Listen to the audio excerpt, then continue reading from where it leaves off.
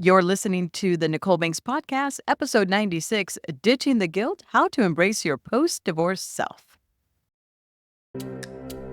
Welcome to the Nichole Banks Podcast, where divorced women heal, grow, and find new love and dare to begin thriving. I'm Nicole, your divorce recovery coach and happy hour queen. If you're a Gen Xer ready to shake things up, level up, and have some fun, you're in the right place. Buckle up. We're getting into today's episode starting now. Well, hello. I hope you're doing well. And of course, welcome to the show. Listen, if you're new here, thank you so much for tuning in. I hope you stick around. If you're a subscriber, welcome back, folks. So glad you guys are here. I am Nichole Banks, your host of the Nichole Banks Podcast, where we dig into all things healing, heartache, and happiness after divorce and everything in between. Listen, I'm twice divorced, happily in love, your divorce recovery coach, here to help you do what? Help you move from heartbreak to breakthrough and dare to begin again. Yes, that's right. So what's to report? OMG, not a lot. Just to be real with you, I've been very busy digging into all of the things, social media, of course. I've got a book that's eventually going to come out. We're in editing, and of course, that's exciting and all things fun. But the reality is it just kind of even killed this week, and I like that. I don't have it very often. Usually I'm on the go, go, go, go, go. So it feels really good to be nice and calm and settled. All right. So today we're talking about that sneaky little monster called what? Guilt. The sneaky little monster called guilt. The kind that creeps in after divorce. So whether you're divorced or divorcing or even thinking about it, guilt seems to attach itself like a shadow you can't shake. Go around the corner, boom, there it is. You're sitting down, boom, there it is. You ever feel like you're carrying the weight of the world on your shoulders after a breakup? Yeah, me too. In fact, I've been there twice. So those that are new, yes, I am twice divorced. And those that have been listening, you've heard these stories before. I do want to take you on a little trip down memory lane. I have been through 2 divorces. Now, my first marriage lasted 5 years. 5 years. And I'll be honest with you, I felt guilty as heck. Why?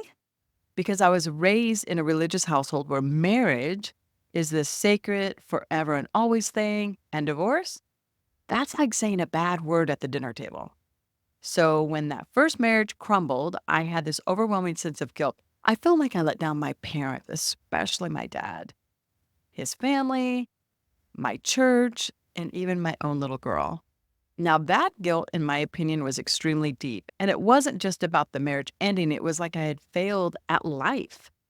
My parents had this vision of what my marriage should look like, and I felt like I ruined it. On top of that, there was this nagging feeling that I just didn't try hard enough, that I didn't do enough to save the relationship. I kept thinking, what if I had been more patient? What if I had just stuck it out a little longer? What if I had gotten to know the guy? Just a reminder, I met and married him 3 months to the day. And I kept thinking, I should have fixed it. But the truth is, it wasn't mine to fix alone. Now, if we fast forward a few years and let's talk about my second marriage, 9 years this time around. And guess what? It ended in him cheating on me. Now, you'd think the guilt would disappear, right? I mean, he cheated, not me. Guilt has a funny way of showing up, even when you're not the one who broke the vows. I started questioning myself again. Here we go. What if I had been more attentive? What if I had kept more things exciting? What if? I had tortured myself with these thoughts and wondering if I had somehow caused him to stray. It was like I was blaming myself for his actions, thinking I could have prevented it. I mean, come on, isn't that crazy? But we do that, don't we? We turn ourselves inside out, trying to figure out where we went wrong, even when the betrayal was clearly not our fault. And I get it. Some of you may be listening right now and are probably thinking the same thing, right? Whether or not there was cheating, you're asking yourself, what could I have done differently? Let me repeat that.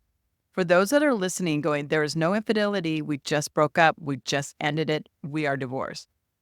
But you're still asking yourself, What could I have done differently? So let's unpack this a bit. Why do we, as women, feel like we're carrying this huge burden of guilt after divorce? It's not like we walk into the marriage thinking, all right, how can I mess this up? But somewhere along the way, we take on this pressure to be perfect, to be the wife who fixes everything, the one who holds it all together. And when it falls apart, we naturally think, that's on me. I did it. I blamed myself for not being enough in my first marriage, and I blame myself again in my second. But here's the thing, ladies, guilt keeps you stuck. It's like this invisible chain that holds you back from healing and moving forward. It tricks you into thinking that if you could just figure out what went wrong, you could somehow make it better. But newsflash, you can't change the past. You can't change the past. And honestly, you can't control someone else's choices. You've heard me say that before. I've said it again. Now, in my second marriage, even though my ex-husband was the one who cheated, I kept going over every detail of our relationship, wondering if I had missed something, wondering if I had missed some sign, some clue that could have prevented the whole thing. But that's the crazy thing about guilt. It makes you believe you're responsible for everyone else's actions. Here is a spoiler alert. You're not. You are not responsible for someone else's actions. And the guilt game, it is exhausting. If you're carrying guilt right now, aren't you tired? You're out here trying to carry everyone else's expectations, your parents, your church, your ex's family, your kids, your community, your coworkers, and it's what? Heavy. It's very, very heavy. But here's the truth. You didn't cause the breakdown by yourself, and you sure as heck can't carry all the blame. It takes two people to make or break a relationship, and we have to stop pretending we're superheroes who can fix everything. Put down your cape and let's deal with this. So now we've uncovered some of why behind this guilt. How do we start letting it go? Because that's really the key here, right? I don't want you walking around feeling like you're dragging a 500-pound guilt monster behind you every day. Here are some things that really help me release the guilt step by step. Number one is stopping the what if train. I've played the what if game more times than I can count. And trust me, it only leads to more self-doubt. Instead of focusing on what you could have done differently, focus on what you can do now. Ask yourself, what did I learn from this experience? Every relationship teaches us something. Own your lessons, but don't own all the blame. Number two, create a guilt list. I love this one. I do this on my women's retreats, and this is such an epic experience. So basically, you create a guilt list and then you burn it. And you heard that right. You write down all the things that you feel guilty about. Every single one. Every single one. The words you said, the things you did, the things you didn't do. Then you take that list and you destroy it. Burn it up, rip it up, whatever works for you. It's symbolic. Yes, but it's powerful. You're actively choosing to let go of these burdens.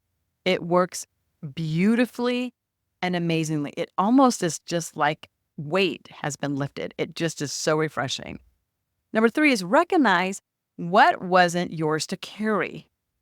If your ex cheated, if your marriage crumbled despite your best efforts, remind yourself that their actions are not your fault. Say it out loud if you have to.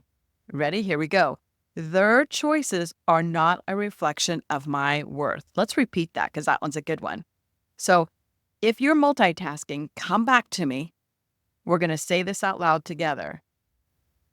Their choices are not a reflection of my worth. Powerful, right? Okay, number four, practice self-compassion. It is time to give yourself some grace. You did the best you could with the tools and the knowledge you had at the time. Be kind to yourself. You're human. And guess what? Humans make mistakes. That doesn't define who you are. I want to go over a couple of other different kinds of guilt. There are several types of guilt after divorce, but I just want to go over a couple of them with you, okay? One is parental guilt. Many of us worry about how our divorces impact our kids. I know for sure that I was very stressed and overwhelmed with the guilt on how my divorce impacted my daughter. You are questioning, are they okay? Am I failing them as a parent? The questions can be endless. Another kind of guilt is survivor's guilt. So if you're moving on and thriving, but your ex is struggling, it's easy to feel guilty for your happiness. Guilt over the decision. Now, this one is if you're the one who initiated the divorce, you might find yourself questioning whether you tried hard enough or if you're to blame for the marriage ending. Financial guilt is always a big one. Divorce often comes with financial changes, and some may feel guilty about the financial implications from their ex or their children. And this one is a big one too. Guilt of being happy. When you start finding joy or even new love after divorce, guilt can creep in. Shouldn't you be mourning the loss instead? It's a great question. The answer is what? You have to answer it yourself. I'm not going to answer that one for you. But the reality is, and listen to me when I say this, okay? Once you understand that you have to feel all the feels, it's okay. I hope this episode spoke to your heart today. And remember, guilt may show up, but you don't have to give it a permanent seat at your table. Whether it's your first divorce or your second or heck, your third. Healing is about recognizing your worth beyond the guilt. You're more than your mistake. You're more than the what ifs. And you're definitely more than your past relationships. Hey, I want to give you a personal shout out and thank you so much for hanging out with me on the Nichole Banks Podcast. If you're feeling stuck in guilt, I encourage you to reach out, whether it's me or to a friend or to a community of supporters. There's so much power and connection, and you don't have to do this alone.